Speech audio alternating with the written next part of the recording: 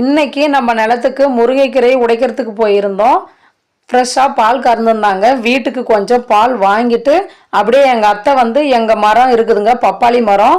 அதில் நல்லா காய் செவந்து போயிருந்துச்சின்னு ஒன்று அறுத்து வச்சுருக்காங்க. அது நல்லா பழுத்துருச்சுன்னு சொன்னாங்க. சரி, அதையும் வாங்கிட்டு கூடவே நாட்டுக்கோழி முட்டை நம்மளுது அதுவும் இருந்துச்சு, அதுவும் வாங்கிட்டு இங்கே பாருங்கள் பப்பாயா மரம் நல்லா நிறைய காய் இருக்குது. பழுத்த பழமும் அதுதான், எந்த உரமும் போடாத நல்ல இயற்கையான பழம், நல்ல டேஸ்ட்டாக இருந்துச்சுங்க. இதோட நாங்கள் 3வது வாட்டி சாப்பிட்றோம். ஃபஸ்ட்டு பால் கறந்தோம்ல, அது ஒரு மாடு, அப்புறம் இது ஒரு மாடு இருக்குது. இது 1 மாதம் ஆகும் இன்னும் கண்ணு போகிறதுக்கு. தனிஷ் ஆசையாக காது வச்சு பார்க்குறான். கண்ணுக்குட்டி அசைதா இல்லையான்னு செக் பண்ணி பார்க்குறான் அவன்.